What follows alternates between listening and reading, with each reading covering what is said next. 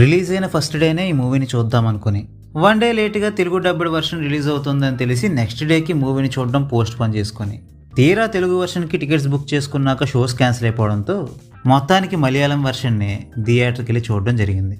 నిజానికైతే ఈ మూవీ ఒకటి వస్తుందని తెలుసు తప్ప అంతకు మించి నాకు ఈ మూవీ మీద ఎటువంటి హైపు లేకపోవడంతో వితౌట్ మచ్ హైప్ చాలా క్యాజువల్గానే ఈ మూవీని చూడడం జరిగింది. అండ్ టు మై సర్ప్రైజ్ ఈ మూవీ నాకు నచ్చింది. బేసిక్గా ఈ మూవీలో హీరోయిన్ క్యారెక్టర్ ఏంటనేది ఎక్కడా రివీల్ చేయలేదు. అండ్ ఆ రెవల్యూషన్నే ఈ మూవీలో ఇంటర్వెల్ ట్విస్ట్లా చూపెట్టారు కాబట్టి నేను కూడా ఈ మూవీలో హీరోయిన్ క్యారెక్టర్ ఏంటనేది రివీల్ చేయదలుచుకోలేదు. ఈ మూవీలో హీరోయిన్ క్యారెక్టర్ పేరు చంద్ర, బట్ తన అసలు పేరు మాత్రం వేరే ఉంటుంది అనుకోండి.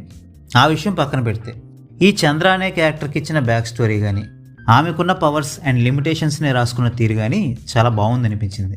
ఈవెన్ దో క్లైమాక్స్ ఫైట్లో ఆమెకున్న లిమిటేషన్స్ని చూపించిన విధానం అంత కన్విన్సింగ్గా అనిపించకపోయినా ఓవరాల్గా చూసుకుంటే మాత్రం ఆ క్యారెక్టర్ చాలా ఇంట్రెస్టింగ్గా అనిపించింది.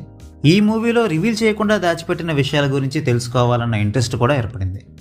ఈ మూవీ స్టార్ట్ అయిన దగ్గర నుండి కూడా క్యారెక్టర్స్ని ఎస్టాబ్లిష్ చేస్తూ అనవసరమైన సీన్లేమీ పెట్టకుండా కిలియే రీమిక్స్ సాంగ్ యొక్క బిట్టు తప్పితే వేరే సాంగ్స్ అంటూ ఏమీ ఈ మూవీలో పెట్టకపోవడం వలన ఎటువంటి డీవియేషన్స్కి తావు లేకుండా కాన్సన్ట్రేషన్ మొత్తం స్టోరీ మీదకే వెళ్ళింది.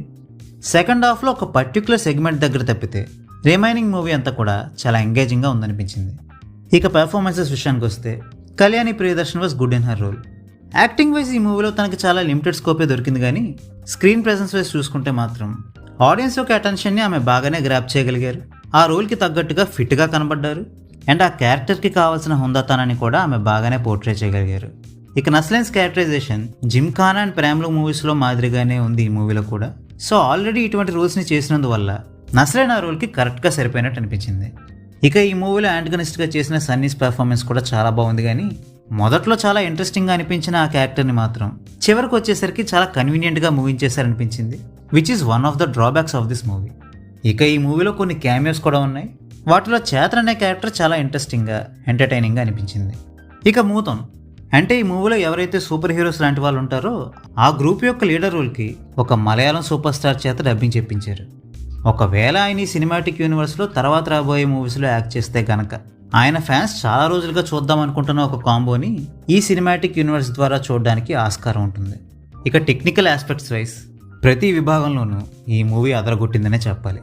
Jakes Bejoy background score, Nimish Ravi cinematography, Chaman Chacko's editing అన్నీ కూడా టాప్ నాచ్లో ఉన్నాయి. తక్కువ బడ్జెట్తో హై క్వాలిటీ అవుట్పుట్ని తీసుకురావడంలో మలయాళం ఇండస్ట్రీ అందరికంటే ముందంజలో ఉందని ఈ మూవీ ద్వారా మరోసారి రుజువైంది.